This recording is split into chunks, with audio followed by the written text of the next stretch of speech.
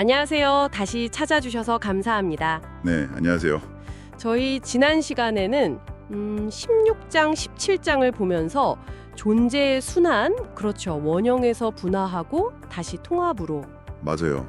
그리고 무에서 유로, 또다시 무로 돌아가는 그 여정. 네. 특히 그 죽음을 단순히 끝이 아니라 순환의 일부로 보는 관점이 저는 참 인상 깊었어요. 그렇죠. 상당히 다른 시각이었죠. 자, 오늘은 잠시 뒤로 물러서서 우리가 쭉 살펴봤던 우주편 전체 있잖아요. 7장부터 17장까지. 네네. 그 방대한 이야기들. 이걸 한번 정리해보는 시간을 가지면 좋을 것 같아요. 이 거대한 그림에서 핵심은 뭐였을까요? 우주편을 요약하자면 뭐랄까 크게 세 가지 흐름이 있었던 것 같아요. 첫째는 역시 우주의 그 엄청난 스케일, 그리고 우리의 상식과는 좀 다른 본질. 상식과 다르다는 점, 예를 들면요. 우주에 딱히 중심이 없다거나 아니면 시간이라는 게 절대적이지 않다는 거. 상대성 이론 같은 거죠. 아, 맞아요. 그 인터스텔라 영화 생각나네요. 행성마다 시간이 다르게 흘렀잖아요. 네, 바로 그거죠. 그런 직관에 반하는 개념들. 이게 첫 번째였고요. 두 번째는 그 진화의 과정. 물리적인 것에서 화학, 생명, 그리고 결국 의식까지 이어지는 그 놀라운 변화. 단순한 것에서 복잡한 것으로요. 그렇죠. 여기서 중요한 게 창발이라는 개념이었어요. 그러니까 단순한 것들이 모였을 때 예상치 못한 완전히 새로운 속성이 탁 나타나는 거. 부분의 합보다 더 커지는 거군요. 네, 물 분자 자체에는 없는 젖는다는 성질처럼요. 그러면서 만물이 다 연결되어 있다는 관점도 나왔고요. 모든 게 연결되어 있다. 그게 사실 우주편 전체, 7장부터 17장까지를 쭉 관통하는 핵심이었어요. 연결성하고 진화. 연결과 진화요? 네, 우주 탄생부터 시작해서 물리, 화학, 생명현상, 더 나아가 인간 의식이나 영성까지도요. 이게 다 따로 노는 게 아니라 서로 영향을 주고받으면서 더 복잡하고 높은 차원으로 창발적으로 진화해 왔다는 거죠. 그 홀론 홀라키 복잡계 같은 개념들 나왔었죠. 그리고 마지막 세 번째는 세상을 보는 틀 자체에 대한 이야기였어요. 선형적인 생각 대신에 좀 더 복잡계적인 시각으로 보자. 이런 거요. 복잡게요? 좀 더 설명해 주실 수 있나요? 예를 들면 프랙탈 구조 아시죠? 작은 부분의 패턴이 전체에서도 계속 반복되는 거. 아, 네네. 자연에서도 많이 보이고. 그렇죠. 그리고 적합도 지형 같은 개념도 있었고요.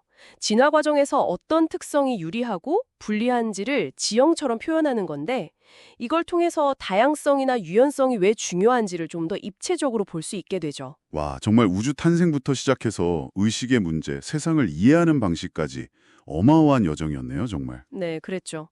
이 굉장히 거대한 시야가 우리가 지금 발 딛고 선 이 현실을 이해하는데 아주 중요한 바탕이 됩니다. 맞습니다. 그 정말 우주적인 시야에서 이제는 우리 인간들이 직접 만들어 온 이 사회라는 무대로 좀 초점을 옮겨볼 시간이네요. 네, 드디어 사회편으로. 네, 이번 분석에서는 사회편의 시작이죠. 18장부터 22일까지 내용을 보면서 어쩌면 지금 당신이 느끼고 있을지도 모르는 이 혼란, 그 뿌리가 어디서 왔는지 한번 같이 더듬어 보겠습니다. 자, 한번 파고 들어가 볼까요? 좋습니다. 18장을 딱 보면 그 신체적으로는 사실 좀 약했잖아요, 초기 인류가. 네, 그렇죠. 근데 어떻게 집단 생활을 통해서 생존 경쟁에서 우위를 점하게 되는지 그 이야기가 나오죠. 협력해서 사냥하고 채집하고 또 육아도 분담하고. 아, 그 노인의 지혜 전수 같은 것도 있었고요. 맞아요. 그리고 또 흥미로운 게 능력 차이에서 오는 갈등 같은 걸 명예처럼 눈에 보이지 않는 가치, 이걸 부여해서 관리하기 시작했다는 점이에요. 상징적 가치라고 하죠. 그게 참 재밌는 지점이죠. 그리고 19장으로 넘어가면 이제 그런 작은 부족 사회가 점점 커져서 제국으로 발전하는 과정을 다루거든요. 제국이요? 네, 여기서 아주 중요한 역할을 하는 게 바로 종교입니다. 아, 종교? 네, 보이지 않는 신의 권위를 빌려서 통치자의 정당성을 확보하고 재정일치 사회처럼요. 그리고 사회 질서를 유지하는 아주 강력한 수단이 됐죠. 그렇죠. 질서 유지에 중요했겠네요. 네, 그리고 또 광대한 영토랑 다양한 사람들을 효율적으로 관리하려고 화폐, 특히 금 같은 표준화된 시스템이 등장하게 되고요. 아, 화폐까지? 네, 여기서 좀 주목할 부분은 이런 시스템들이 결국 어떻게 권력을 중앙으로 집중시키고 또 사회 구조 자체를 형성해 나갔는지 그 과정입니다. 그 과정이 중요하군요. 그러다가 20장에서는 분위기가 확 바뀌죠. 이성, 과학, 합리의 시대로 접어듭니다. 네, 계몽주의 시대. 그렇죠.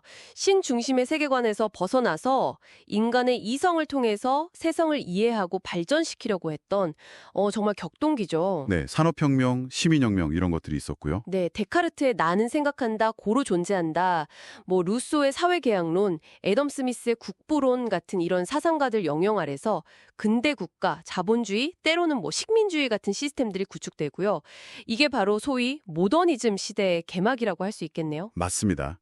가치의 기준도 이제 금 같은 실물 자산에서 점차 신용에 기반한 지폐로 옮겨가기 시작하고요. 아, 두뇌 형태도 바뀌는군요. 네, 그리고 또 중요한 변화가 이전에는 종교가 담당했던 어떤 도덕교육이나 사회규범 같은 역할들을 이제 공교육 시스템이 맡기 시작한다는 거죠. 공교육의 등장, 그리고 이 시기에 미국이 초강대국으로 부상하는 배경도 나온다고요? 네, 그런 국제정세의 변화까지 다루고 있습니다. 정말 숨가쁘게 변하네요. 이 흐름이 그럼 21장으로 자연스럽게 이어지겠군요. 세계화, 미디어, 다원주의. 맞습니다. 이제 무대가 전 세계로 넓어지고 기술 발달로 새로운 국면이 펼쳐지죠. 특히 대중 매체의 힘이 엄청나게 커지잖아요. 그렇죠. 신문, 라디오, TV, 지금은 인터넷까지? 네, 이런 미디어가 여론을 만들고 또 마케팅 같은 걸 통해서 사람들의 욕망을 자극하고 때로는 물신주의, 그러니까 물질을 숭배하는 경향을 부추기기도 하고요. 아, 미디어의 영향력. 그리고 코퍼라토크라시라는 용어도 나오던데요. 이건 뭔가요? 그건 이제 거대 기업, 즉 자본의 힘이 국가나 정치 권력보다 더 커지는 현상을 말하는 거예요. 기업이 사실상 세상을 지배하는 거죠. 와, 좀 무서운데요? 그렇죠. 그리고 마지막으로 인터넷 시대가 되면서 정보 접근은 쉬워졌지만 동시에 뭐랄까 가짜뉴스나 감정적인 선동에 사람들이 쉽게 휩쓸리는 중우 정치의 위험성도 커졌다. 이런 지적도 하고 있습니다. 아, 다수가 항상 옳은 건 아니니까요. 정보가 넘쳐나지만 그만큼 위험도 커진 거군요. 네, 그런 양면성을 이야기하는 거죠. 야, 정말 우주의 법칙에서 시작해서 고대 인류의 상징, 제국, 종교, 혁명, 그리고 현대의 미디어와 자본 문제까지 모든 게 얽히고 설켜서 지금의 사회를 만들었다는 거네요. 네, 그렇죠. 거대한 그림이죠.